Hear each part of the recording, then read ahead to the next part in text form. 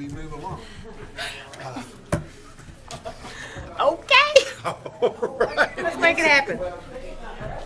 Mark and David. Let's see, who said the pledge last? I'm going to start back this way. Millie. Works for me. Mark June the did. 1st. Billy. Yeah, Mark did say it last. Mark did. If we could call our meeting to order and ask everyone to stand for a moment of silence, and then we'll ask Ms. Conway to lead us in the pledge to the flag.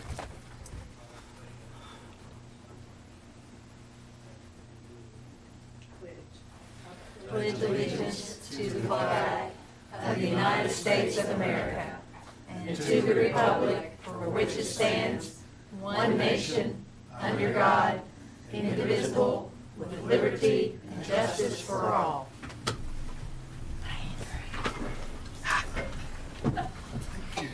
Shall we call the roll? Yes, sir. Here. Mr. Was Bradley. that mental? That was mental. That was quick. Mrs. Conway. Here. Mrs. Singer-Erdley. Here. Mr. Lusby. Mr. Showalter. Here. Mrs. Tingle Sames. Here. Mrs. Tackett. Here. Mr. Thompson. Here. Thank you. We have a quorum. We have a meeting. It's good to be back with you all. We had a Yes. little break in between regular council meetings. And it's appropriate that we gather tonight on the 223rd birthday of Kentucky.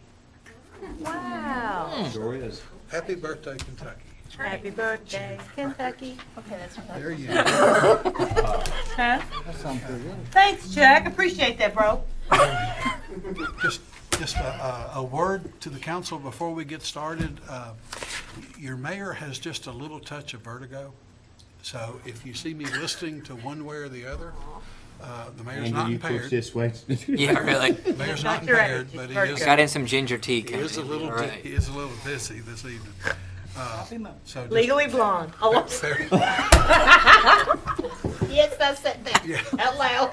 It's on the record. So bear with me, but it's not in the minutes. No, but Each it's of on you- TV.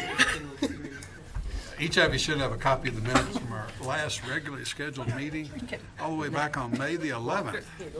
I'd like to take a moment to look those over for any possible corrections or additions.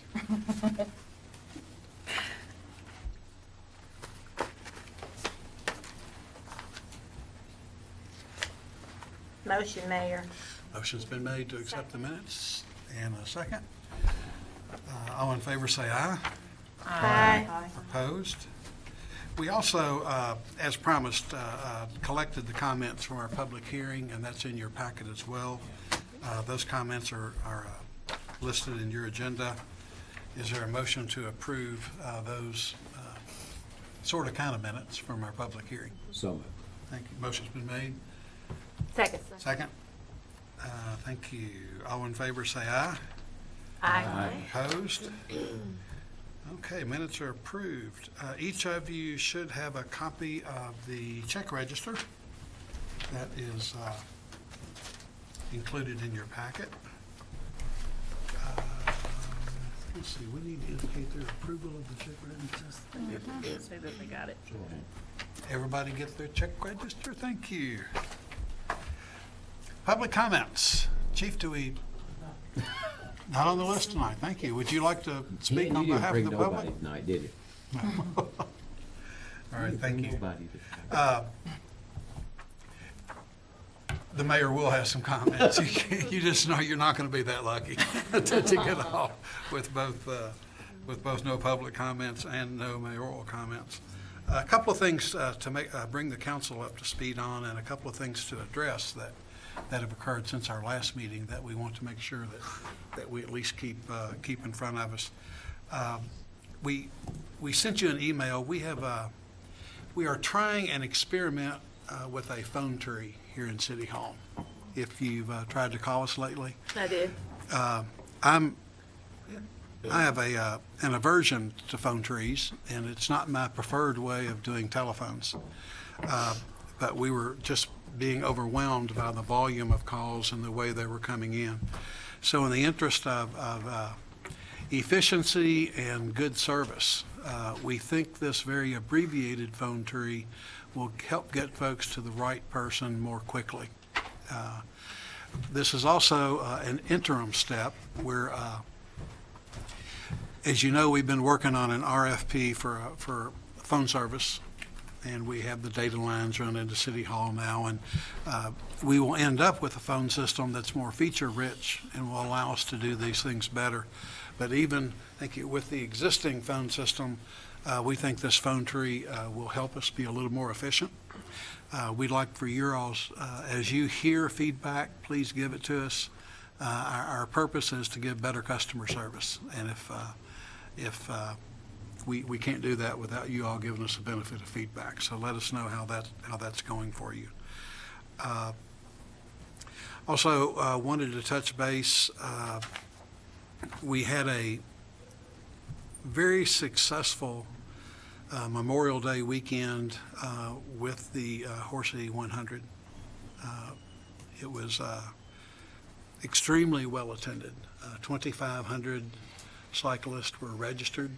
Over 300 volunteers participated. We actually had every hotel room in Georgetown full. Restaurants were full. It was an outstanding weekend for our community. We're all aware also that we had a tragedy occur over that weekend with the Horsey 100. A gentleman from Lexington, a guest in our community, lost his life in a tragic accident.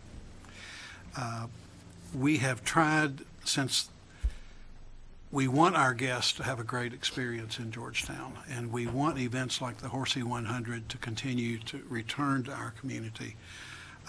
We've reached out as much as we can as a community to the organizers of the event and Mr. Hinkle's family. I attended Mr. Hinkle's visitation and got a chance to speak with his family and his wife. We've been in regular contact with the bicycle club that he was a member of and the bicycle club that puts on the Horsey 100. They have asked for our assistance in establishing a memorial at the roadside where the accident took place. And I was unaware of this, but apparently in the bicycling community, they have a practice where they will erect a ghost bike at the scene of an accident. And they have asked for our assistance in being able to establish a ghost bike memorial. They take an old bicycle, strip all the brakes and removable parts off, paint that bicycle in a flat white color, and then it's erected on the roadside. That little stretch of road is a state-maintained highway. So we're going to do what we can to run interference with the Transportation Cabinet to get approval for that memorial to be built. I worked closely with Chief Bossy. Once that is completed, the Bicycle Club would like to have a memorial ride from Georgetown College to the scene of the accident and back. And we'll do that with police escort. Chief Bossy and I have also talked, along with Chief Ward and our ambulance service, about ways in which we can make cyclists feel safer when they're in our community for an event of that magnitude. As I've explained to that bicycle club, we can't stop accidents from occurring, but we want folks to feel as confident as they can. And what Chief Bossy and I have talked about, we're going to meet with the bicycle club. And we think that working with the Georgetown Police Department, the Scott County Sheriff's Department, and importantly, the new backups program, which is a force multiplier for us, that Chief Bossy can reach out to other surrounding police departments for that Memorial Day weekend, and we perhaps can arrange a very robust police and safety presence on our roads to make everyone feel more confident. We can also work to deploy ambulances to different places in the county along the bike ride so that we can make folks feel as safe as they can. I can tell you that our little bit of outreach to this point seems to be greatly appreciated by the Bicycle Club and others affiliated with the event. Wanted to mention to you, You may have read a little bit about the Main Street program in the last week or so. And I know that that's an important issue for the city council. Where we are in that regard, some basic principles that I wanted to discuss with you. We are committed to assisting our downtown area. I think the city of Georgetown has a remarkable downtown. And with the resurgence that we're seeing in Water Street and what's happening down on Water Street with our museum getting to reopen, getting ready to reopen after being renovated later this summer, we'll have two great bookends for Main Street and every reason to expect a very vibrant downtown community. And I think programs like the Main Street program have a real purpose in helping us promote the downtown. We want to maintain our commitment to downtown property owners and downtown business owners, and we will do that. We also think that the allocation for downtown activities that you have in your draft budget that we'll have first reading of tonight, that those funds will remain necessary for us to support downtown activities, including historic preservation and drawing crowds downtown. That said, I don't know exactly what this program will look like as we decide to go forward. It seems to me that this is a very necessary time for us to do a deep dive evaluation into the Main Street program, the way it's operated, the way it's structured, and the way it best meets the needs of our downtown. Today it exists as an independent standalone board. Another option may be to affiliate the Main Street program with another existing agency. And we'd like to have conversations with the Chamber, with the Tourism Commission, with the existing Main Street board, and evaluate all those options before we commit to spending the money that you've been willing to include in your draft budget to this point. So there's a lot of work that needs to happen. There's a lot of discussion that needs to happen before I'm ready to bring a recommendation back to the council on how we structure this. I did want to make sure you understood our continued commitment to downtown. But I think we have an obligation to the taxpayers and those who this program should serve to make sure that we choose the most stable structure that we can for it so that we can make good long-term plans with the program. I'd be glad to answer any questions about the program at this point. Our current interim director, Megan Funk, I want you to know that the Stanford newspaper probably got a little ahead of where the Stanford City Council and their tourism effort wanted to be. They announced that program, we saw it, and it did not allow for the normal flow of information where Ms. Funk would have worked with us on an appropriately timed resignation. She made every effort to do that. The newspaper in Stanford kind of tripped that up. But to her credit, she worked through the Taste of Georgetown. She's on the job now and will work through the middle of June and help us be in as good a condition as we can be when she leaves to take her new role in Stanford. Wanted you to know that got to attend a wonderful event today in Georgetown that I think just speaks volumes about our educational community and our educational opportunities in Scott County.